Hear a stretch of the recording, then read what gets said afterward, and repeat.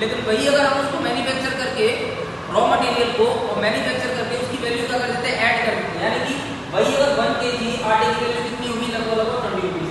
तो यानी कि यहाँ देखिए आप जो 10 रुपीज वैल्यू थी वो इंक्रीज होकर कितनी हो गई, 20 rupees, right. Second, required the capital labour and the technology. यानी कि किसी भी इंडस्ट्रीज को लगा रहे हो या सेकेंडरी एक्टिविटी में अगर आप काम कर रहे हो तो वहां पे हमें मोस्ट इंपोर्टेंट है कैपिटल। कैपिटल, विदाउट कैपिटल किसी भी इंडस्ट्रीज को एस्टेब्लिश नहीं कर सकते। सेकेंडरी चीज है लेबर। इंडस्ट्रीज को रन करने के लिए लेबर की भी जरूरत पड़ती है। तीसरी चीज सबसे मोस्ट इंपोर्टेंट है वो है टेक्नोलॉजी। विदाउट टेक्नोलॉजी के आप इससे पहले कहीं एंशिएंट टाइम में अगर जाओगे, पहले के टाइम में जो हम लोग एग्रीकल्चर करते थे वो कहीं ना कहीं विदाउट टेक्नोलॉजी के एग्रीकल्चर करते थे। जैसे फॉर एग्जाम्पल के तौर पर हम बात करें तो पहले क्या होता था कि वहां पे विलेजेस एरिया में जब एग्रीकल्चर होता है तो हलों से खेती की जाती थी, राइट। आज के टाइम में टेक्नोलॉजी आ गई तो ट्रैक्टर्स का यूज करने लगे। Same thing is here secondary activity में अगर आप देखोगे तो भाई इंडस्ट्रीज में पहले इंडस्ट्रीज जो काम करती थी जैसे कॉटन टेक्सटाइल इंडस्ट्रीज था, बाकी अदर इंडस्ट्रीज थी जहां पे लगभग 10 से 15 मजदूर काम कर रहे हैं, लेबर काम कर रहे हैं। लेकिन आज वही इंडस्ट्री टेक्नोलॉजी ने जगह ले ली। आज एक ही इंडस्ट्री एक इंसान काम कर रहा है, एक के बराबर। समझ में आ रहा है? यानी कि 10 जो लोग थे जो काम कर रहे थे इंडस्ट्री में, आज एक ही मशीन 10 लोगों का काम कर रही है, यानी कि because of technology. Is that understood?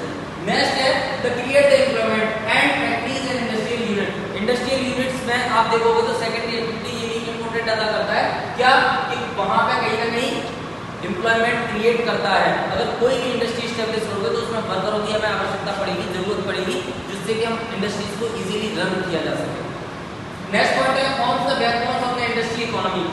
Manufacturing अगर हम बात करें तो कहीं ना कहीं इंडस्ट्रियल यानी कि सेकेंडरी सेक्टर जो है वो कहीं ना कहीं इंडस्ट्रीज का एक बैकबोन है। बैकबोन समझते किसी इंसान की जो पूरा शरीर का होता है वो बैकबोन यानी कि रीढ़ की हड्डी पे टिका होता है, उसी तरीके से मैन्युफैक्चरिंग सेकेंडरी सेक्टर का बैकबोन है।